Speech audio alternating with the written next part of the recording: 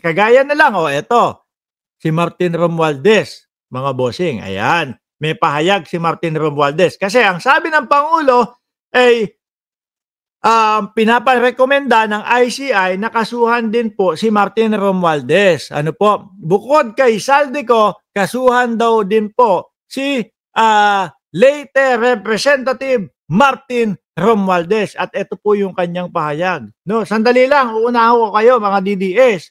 Ang sabi naman ni Ombudsman Remulla, kung makasuhan itong si Martin Romualdez, siguro mga 6 hanggang 9 na buwan pa daw. 6 hanggang 9 na buwan pa daw. Bakit to, mga kababayan? Paano mo naman kakasuhan? Hanggang ngayon, wala pa din silang maipakitang ebidensya. Siyempre, hahagila pa ng ebidensya. Alam nyo, tingin ko ho, mga boss chief amo, sir, kaya inirekomenda lang ito. Tingin ko dahil po doon sa pagkakadawit nung pangalan niya ni Orly Gutesa. Di ba? Yun lang Kasi kung meron na hong matibay na ebidensya, kaso agad yan, hindi na yung 6 months to 9 months. Hahanap ka pa ng ng magiging ebidensya, hahanap ka pa ng tutukoy na ebidensya para umabot kay Martin Romualdez. At kung makasuhan man ho ito, mga kababayan, sabi niya naman daw, I willingly submit myself to the ICI fact findings process, appeared voluntarily. Hindi kagaya nung iba. Yung iba nagtatago ho, mga boss chief amo, sir. Yung iba, ayan, oy, bakit ako kakasuhan? Sige, laban na din ako kay Bongbong Marcos. Hindi ho. Mga DDS, sorry pasensya na. Hahanap pa daw ng susuporta na maikakaso kay Martin Romualdez. Tingin ko ho kung bakit nairekomenda ng ICI dahil doon sa pahayag ni Orly Gutesa. Paano? Kung si Orly Gutesa hindi na magpakita, paano tutuloy ito? Di ba? Paano tutuloy ito?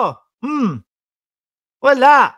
Thanks, Mr. Ramos o Mark Ramos, for your program opening the eyes ng mga kababayan natin. Mabuhay kayo. Sabi ni Ma'am Rosalyn Lee, salamat din po sa inyong pagsuporta. Dahil kung wala ang suporta ninyo, paano tayo magtutuloy-tuloy ng ating mga daily lives? I willingly submitted myself to the ICI's fact-finding process, appeared voluntarily, and remain in the country. Throughout all these proceedings, no sworn or credible evidence has ever linked me to any irregularity, and again, my conscience is remain clear.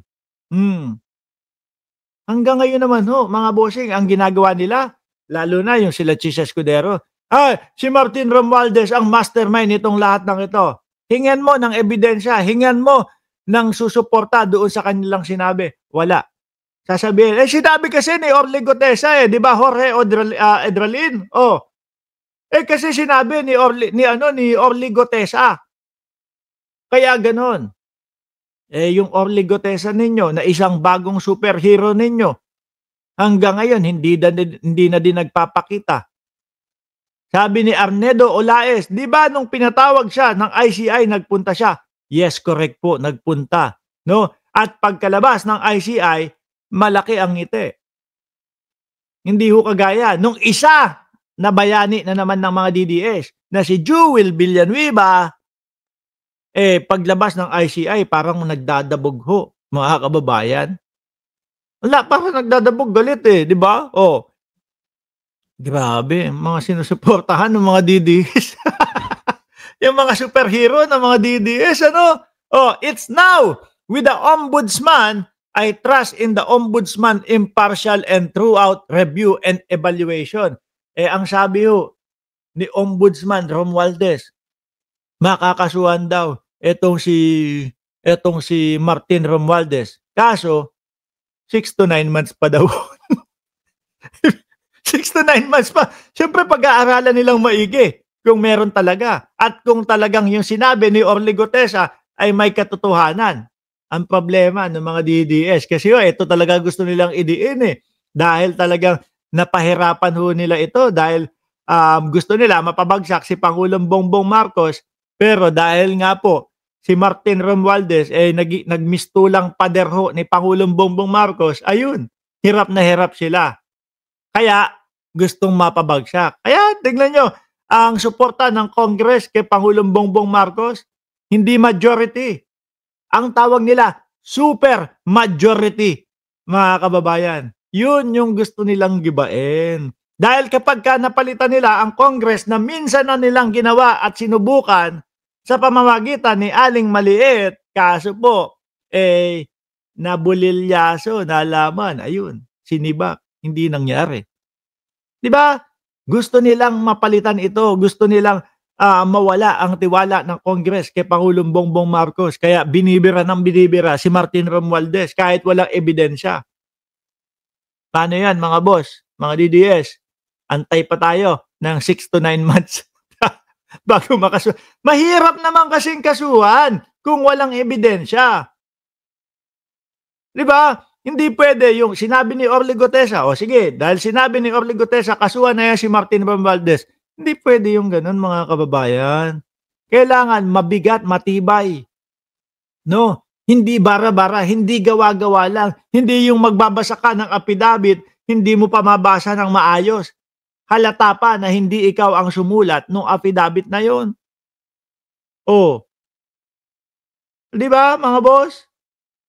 Ay, kayo talaga mga DDS, sanay na sanay kayo dahil sa tatay ninyo na ganyan ang gawain. Ano? Hoy, eto, kasuhan to. Oh, eto, meron akong chart dito. Manila paper, yung kulay dilaw. Ang dami nito. Oh. Yung ending pala, wala naman din pala na napakasuhan.